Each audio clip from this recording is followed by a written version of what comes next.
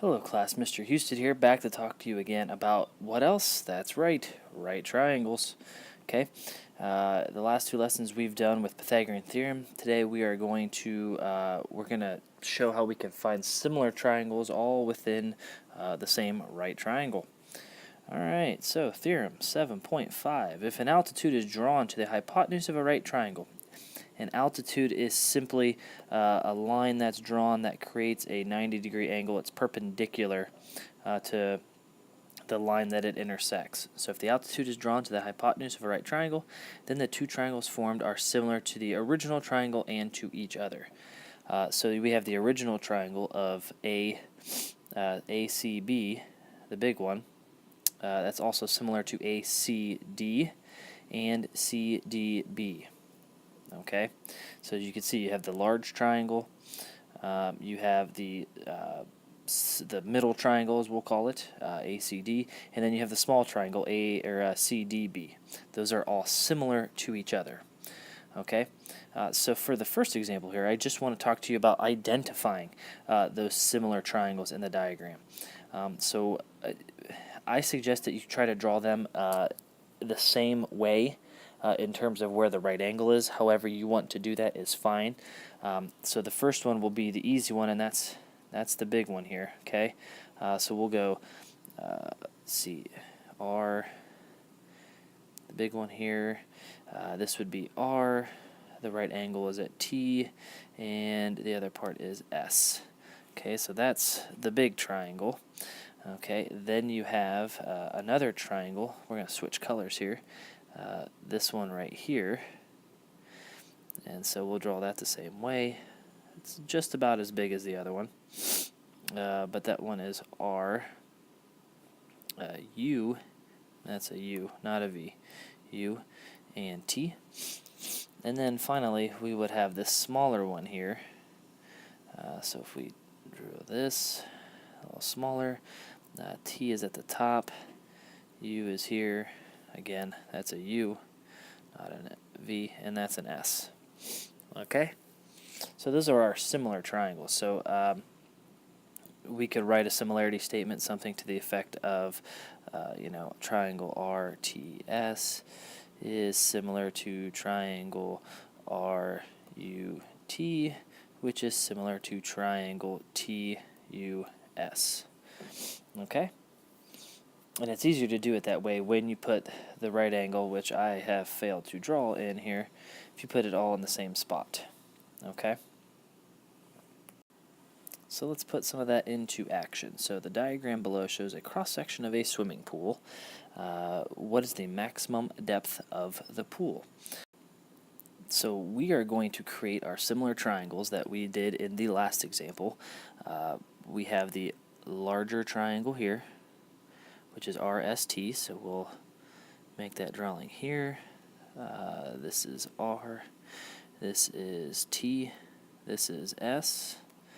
We'll then come here and we'll do this slightly bigger triangle, which would be RMT, and then we would have the smaller triangle yet here, which would be T, M, and S. So what we are attempting to find is MT. So we are trying to find this length right here so that we can add it to our 48 inches. Okay, so let's put all of our labels in that we know. So for RTS, we know that RS is 165. We know that RT is 152. And we know that TS is 64. For our small triangle, RM, we don't know. MT, we don't know. But RT, we know is 152. And then for our blue one, we know that ST is 64. Okay? So we are attempting to find TM right here. So a couple of different ways that we can do this. We can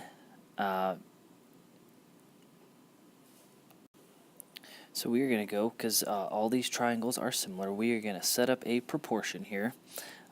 So our missing information is here and here. So I'm gonna go here and say that h over 64, so that's being highlighted here, is going to be equal to 152 over 165. Okay, again, that's going to be highlighted by here and here. That's our similar triangles. We can set those up anytime. Okay, so we're going to cross multiply. Going to give myself a little more space here. We're going to cross multiply. We're going to get 165h equal to 9,728. We'll divide by 165 on both sides, and we'll find that that depth is roughly 59 inches. So the total depth of the pool would be 48 inches plus 59 inches. We'll add those together. That's 17, that's 10, so 107 inches is that total depth. Okay, so a little difficult, but we still set it up proportionally like we've done before. All right, so let's flip over to the other side. We're going to do the same thing. We are going to find the value of y, and we're going to do that here very simply.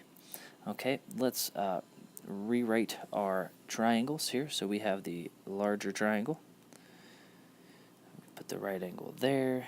We'll put R, Q, and P.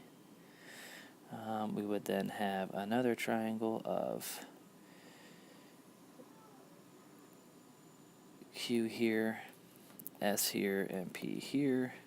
And then finally we'd have R, S, Q. S and Q. So the key here is to fill in everything we know. R, Q is our y, which is here and here. We know that RS is 3, so RS would be 3 here. And we know that RP is 9, so RP is 9 right here. Okay, alright, so we are going to set it up. As you can see, there's only really two triangles we need to use. It's this one and it's this one. Okay, so we were going to set that up. I'm going to start with the big one over here and go to that one. So we're going to say y over 3 is going to be equal to 9 over y. So just like every other proportion we've done so far, we're going to cross multiply. Y times y is y squared. 9 times 3 is 27. We will square root both sides. Turns out 27 is not a perfect square, so if you would like to just simply plug that into your calculator, you can, but I would be fine as to just leave it as radical 27. If I could get my pen to write, we'll leave it as radical 27. Okay? Alright. So, a couple of geometric means that we want to talk about here. So in a right triangle, the altitude from the right angle to the hypotenuse divides the hypotenuse into two segments. The length of the altitude is the geometric mean of the lengths of the two segments. So BD, so this little length right here, over the altitude is equal to the altitude over this length right here. So we could just kind of go like this. It would be also the red one over the red one. Okay? And then the legs one is that in a right triangle, the altitude from the right angle to the hypotenuse divides the hypotenuse into two segments. The length of each leg of the right triangle is the geometric mean of the lengths of the hypotenuse in the segments of the right triangle. That's a lot of information to talk about, but we would say AB, so the hypotenuse over a leg would be equal to the hypotenuse over a leg. Okay, so we're going to be using that. I don't expect you to know that right away right now, but we're going to put it into practice here. but we're going to put that into practice here real quick. We're trying to find an indirect measurement here, and we're going to apply the first theorem that we talked about up here, this one, the geometric means of the altitudes. And so how that looks is we take this length right here, W, over the altitude, which is 8.5, and then we repeat that number again, the altitude over this length right here, which is 5. Okay, so we cross multiply, 5W equal to 8.5 times 8, which is 72.25. Divide by 5 on both sides, and you'll get W equal to 14.45. Okay, so a lot of information in this lesson. It's a little different than what we've been covering before. So I need you to make sure that you understand what's going on. I expect you to have questions with you when you come to class. Don't forget, you can get a hold of me on Remind if you have questions as well. But bring your questions with you to class, and we will see you then.